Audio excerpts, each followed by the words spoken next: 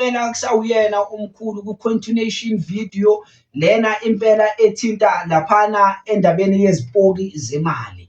Sisaqhubeka kanjalo impela ngiyacela kuwona wonke umuntu obukayo na wonke umuntu nje obukelayo lapha ohlelweni lapha ekhaya like esubscribe khona ezonotifyeka futhi uma ezokwazi ukuthola uma sikhipha ivideo elandelayo aclicke futhi laphana noku-notification bell ukuze naye izokwazi ukumnotifya uma sesikwazile ukuthi siyikhiphe ivideo lapha nathi sithulwa-ke ulwazi oluthile silipha ukona bogogo-mkhulu amathamba ingcwele. Impela-ke ngiyathanda mina kubantu ukuthi ngibavezele iqiniso ngemisebenzi yalapha ekhaya. Impela mina kangikhulumi ngemisebenzi yabantu, kangikhulumi ngezinto-ke engingazazi. Mina into engikhuluma ngayo yinto enginofakazi ngayo, yinto futhi engayimela ngisho kuthiwa kiwe enkantolo kiwa kuphi. Yinto mina nje engingama ngayo leyo naphakathi kwezinyanga nje zihlukahlukene impela ngokwehlukahlukana kwazo. Mina nansi impande mina engime ngayo ngeqiniso impela nalo yilo engime ngalo kubantu ukuthi cha, uma ngisatshela abantu iqiniso bayofika lapha ekhaya ngoba balazi iqiniso, bayofika lapha ekhaya ngoba nabo belibona usizo abalitholayo lapha ekhaya nentokoza abayitholayo ngemuva. Kunganamuntu oswelekayo ekhaya, kunganamuntu futhi ogulayo ekhaya, kuphileka nje ngokwesimo sikahle, ujabula kahle nabantu bomndeni. Impela-ke lapha kulolu hlelo lelo ngiyaphinda futhi ngizokhuluma ngendaba eyothinta kodwa into eyezipoki. Lapha ngiyacela futhi nanamuhla noma nangalesi sikhathi ukuthi uma kukhona ingane eseduze ihlehle nje kancane ihlaliswe eceleni ngobanga elithi lento esizokhuluma ngayo kungaba ukuthi akayithandi sisi noma yinto engamhlali kahle uma kufika ngasemoyeni wakhe nasemqondweni wakhe. Impela-ke maguma amalomhlaba iyona mpandele engicela kuyona amakhehla amadala. Lapha-ke ngikhuluma ngesipoki esidala. Lesi sipoki lesi umsebenzi waso usuka impela kumkhulu ozala ugogo ozala uma wami, okusho ukuthi ukhokho omkhulu loyo. Impela engeke ngimdalule ngegama kodwa ngoba abantu bayaganga lapha ngaphandle. Lapha-ke kulo msebenzi lona walesi sipoki, igama lesipoki lesi esisuke sisebenza lapha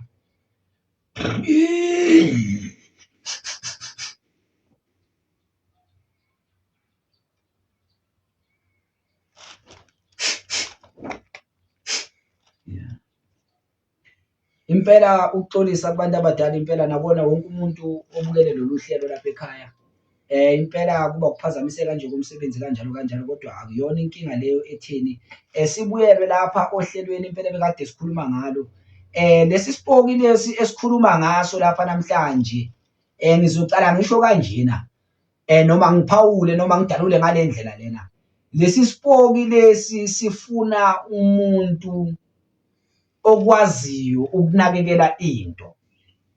Uma kuthiwa nje-ke ngibekise unenja mhlawumbe uyifuyile noma unekati ulifuyile noma una something uyifuyile, kodwa indlela oyinakekela ngayo noma-ke ngiyeke into oyifuyile, uma ukwazi ukuzinakekela wena, uzithande wena, uzihlambe, uzigeze, uzidlise, umuzwa ukuthi ulambile kanjalo nalo moya-ke lona olana kuleli gona leli, impela uyakwazi ukuthi ukulekelele maye ngemali eyinqwaba. Nkosi yami, lo moya usiza wonke umuntu-ke kawukhethi noma-ke uyinyanga noma uwumlaphi wendabuko, uyakwazi ukuwuthatha kodwa wena awubhekani-ke nomsebenzi wakho wokwelapha kuphela, ubhekana nayo yonke into osuke uyenza phezu kwesimo sempilo ethinta into eyimali.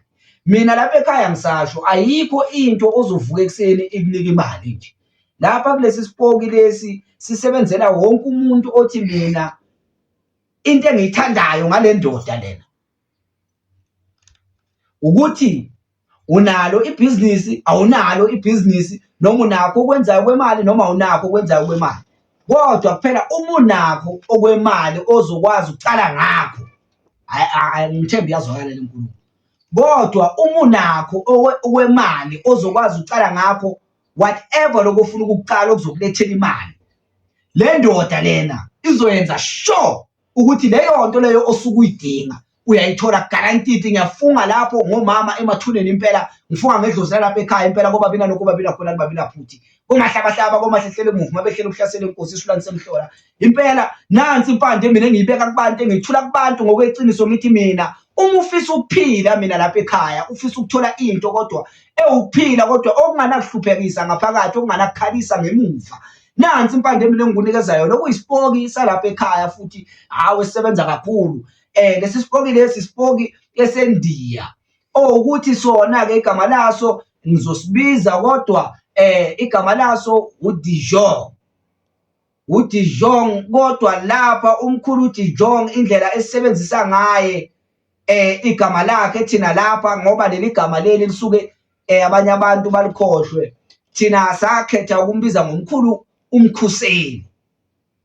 Umkhulu-ke uMkhuseli lapha ujule kakhulu emalini, ujule kakhulu entweni yemali ngoba kwayena kwawusomabhizinisi onzima ophatha imali enzima, wayengaswele lutho, ngisho umndeni wakhe wawungaswele lutho, namanje futhi umndeni wakhe awuswele lutho ngoba lezi zinto phela uma sizithwephula lezi iy'nhlanhla lezi noma lezi zinto uma sizikhanda laphana emathuneni isikhanda lokukujula lokhu siye sibuke phela ukuthi nathi sigcilaza kuphi. Mina ngiye ngithande-ke ukuthi into uma ngiyikhanda kungasali kukhala abantu emuva, kodwa abantu nabo besale bephila. Ingakho singathwephula umoya wakhe kodwa sithatha le nhlanhla lena noma uhlwempunyana nje incaphu nani yakhona isithi nje sukucaphuna nje okuncanyana kule nhlanhla yakhe enkulu engaka asuke ayiphiwe yona, nale suke seyisebenzile ngoba wonke umcebo, wonke umuntu ophilayo emhlabeni ulala nawo phansi emalibeni. Kwazi abantu abajulile-ke lapho ngale nto engikhuluma ngayo. Imicebo nje ilele ey'ndaweni ezidima zithi uhluka, kufana nasentabeni, kufana nasemanzini, kufana nakezinye indawo nje engeke ngiyidalule lapha. Lesi sipoki-ke lapha sisebenza kakhulu kumuntu othi cha mina nginethaveni,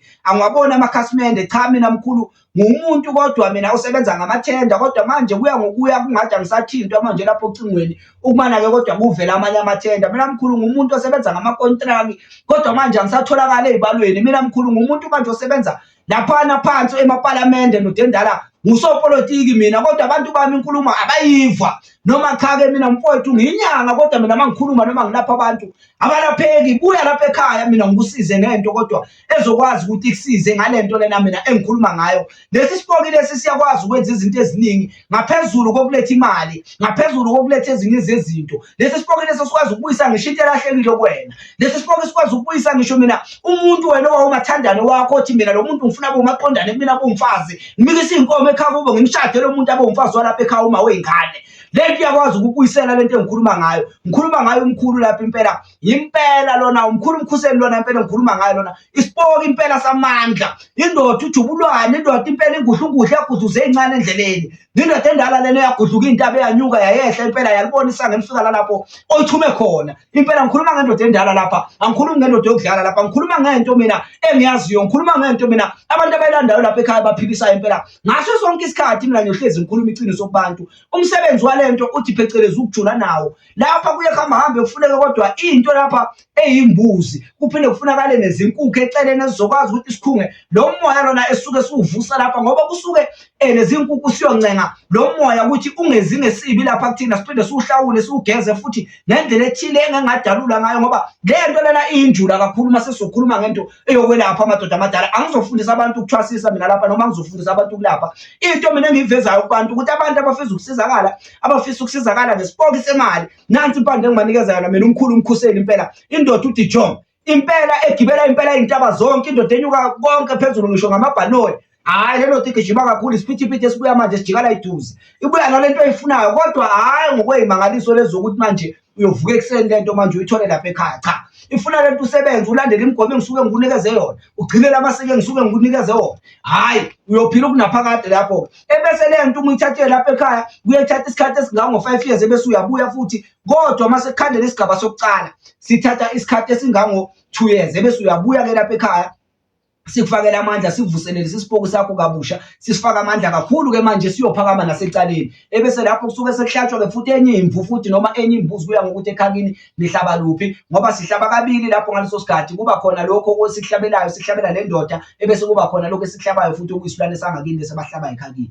Le nto kayihlabi muntu ekhaya, kayidli muntu ekhaya, akusona isipoki lesi esimoshayo, asilalisi muntu kabuhlungu. Le nto nje kuyinto ephilayo kahle. Uma ukwazi ukunakekela nje uzinakekela wena nayo uyinakekela, izokwazi nje ukuthi ikuphilise ngendlela nje futhi ngokuthula nje. Akunasigebengu siyongena kwakho, akunamuntu oyokugcikeza emzini wakho ngoba le nto imifikile ekhaya isikhonkwane sokujula, into lena ephakama ngendlela eyisimanga. Uma mina uthi kumina angikukhombise le nto amandlayo, fika lapha ekhaya uzoyibona le nto. Mina nansi impande engiyikhulekisa kubantu engithi cha-ke nangumkhulu lapha, umkhulu Ulisi impela. lana ngikhuluma ngayo-ke umkhulu lona impela engithi mina akakhulume sori ngiyaxolisa kancane makhehla amadala kunenkulumo edlula kumina lapha.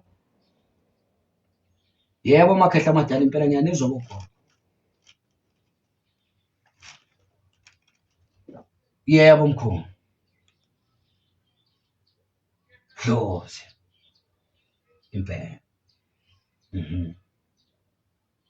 Lapha masikhuluma ngayo umkhulu lana umkhuseli impela sikhuluma ngayo impando lena kaDijong impela indoda enyuka amazwe impela ephuma amaguba amanomhlaba igijima izungaza lento umcebo. Nayi-ke le ndoda ke mina engikhuluma ngayo le ndoda yenza into eziningi kakhulu impela. Uma wena ufisa ukuba nayo le ndoda lena akusha ucingo lapho ukhulume nomkhulu lapha ku-067 0135577 impela amaguma amanomhlaba. Ngizocela ukuthi ngilikhathe lolu hlelo lapha phezu kwalesi simo lesi, kodwa ngiyacabanga ukuthi sengikubeke konke lapha ngayo umkhulu lona. Umkhulu kodwa akahluphi ngezinto eziningi kuphela uhlupha wena uma ungamnaki, ebese-ke kuba nezinto-ke eziyenzakalayo kuwena nje impela sobala, hhayi kodwa izinto ezithinta ingozi yemoto, kodwa izinto eziyohamba zithinte kodwa umzimba wakho nokunye futhi kuthinta ikhaya lakho.